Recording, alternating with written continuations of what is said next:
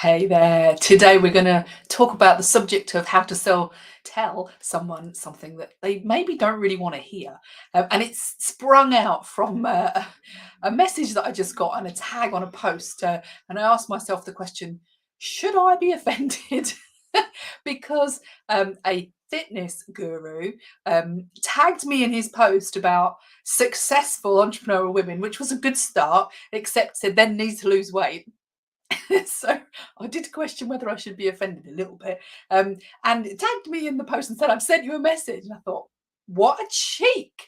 I was really put out, I should say, at first. And then I went over to the message. And of course, it was a message about would I love to feel better about myself and all those sort of things. And I was like, what a cheek. He's picked me out. Now, he probably hasn't picked me out because I'm that overweight. And even if I was, should he? I don't know. But that's not the point of this, because what I'm talking about is how do you tell someone something they may not want to hear? How do you give feedback? How do you ask for something different in somebody's behavior when they're in your team or they're a set of peers, someone who you need to give that information to, but they may not be ready to hear it. So I'm not talking about whether they need to lose weight or not. So just so you know. So I'm Julie Hutchison from Think Be Do Leadership, and we're just gonna talk about this because maybe you're one of those people that feel, oh, it's really awkward and you don't like giving feedback, and or you just avoid it completely, or you avoid it for long enough that it gets so old and hairy that you explode and tell somebody how you really feel at very inopportune moments, let's say, or you just feel bad and you kind of water it down, or it comes out wrong and that person gets offended. And at work, that's not great, because you want a team that's happy, you want a team that's honest with each other, and you want a team that can work together.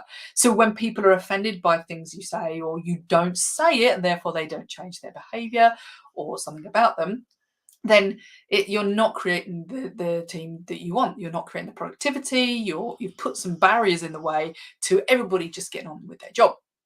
So wouldn't it be much better if actually you could be honest with people and you could say what you needed to say with confidence?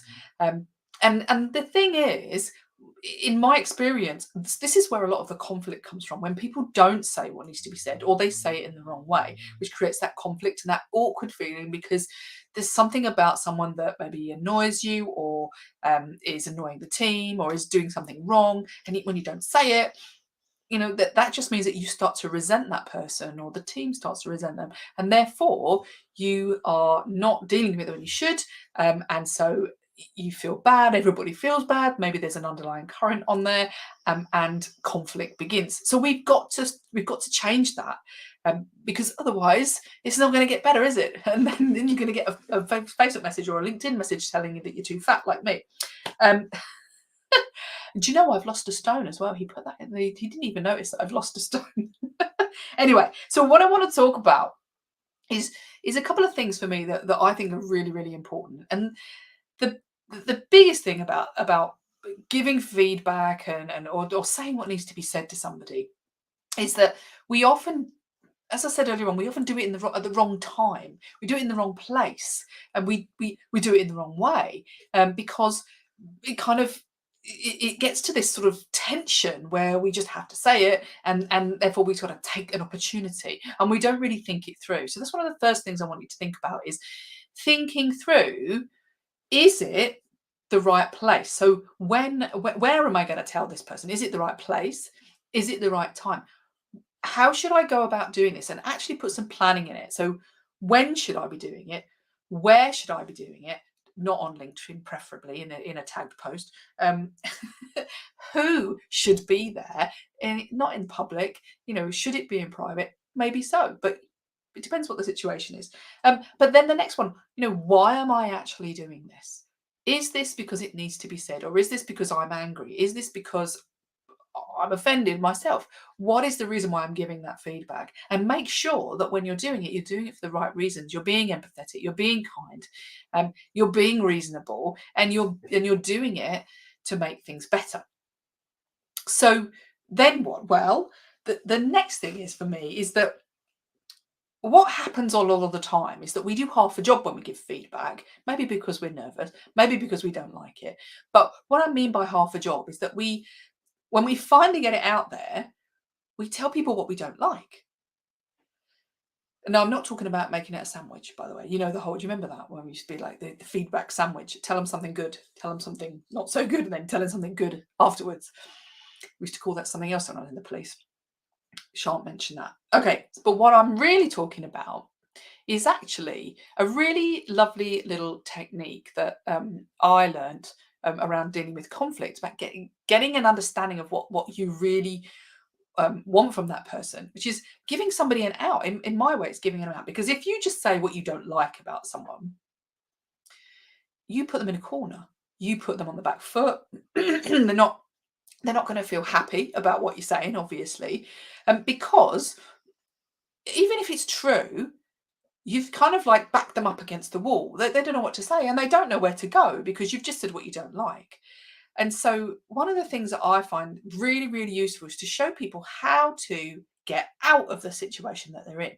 So, focusing on their behavior, there's a little thing called a BIN, which is behavior impact need. What do I need instead? So, the behavior might be, I don't know, when you speak really loudly in the office, for example, the impact is, what impact does it have on people? Oh, a lot of people can't concentrate, or it's really hard to hear on the phone, for example. Nice little easy example. But often people, we stop here. And what I'm saying is that you need to add the what do I need differently? What would I like them to do differently? And this is the key to giving people a get out. Yeah. It's not focused on who they are as a person. It's not focused on, that you don't like them. It's about the behavior, the impact it has. But then what do you need instead? What do you want them to do? Giving them a path to understand, oh right, you don't like that, but you want this. So you give them a way to succeed, rather than just telling them that they're a failure, so to speak. Does that make sense? If it does, stick a comment in the comment section down there. And so it's really, really important, because otherwise I'm just going to feel bad that you've just told me what I'm not good at, and now I don't have any way of making it better. And so when we do behavior impact need, it means that I'm giving them an out. I'm giving them a way to go. So when we couple this with doing it at the right time, the right place, with the right people, as in not on LinkedIn, and actually caring about that person and doing it from a place of empathy, when we give them an out, that means that they can actually act. They can actually do something differently very easily.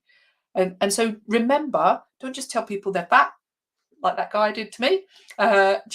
Maybe you want to tell people how people can shed the pounds, or how somebody can have a phone call without shouting in the office, whatever it might be.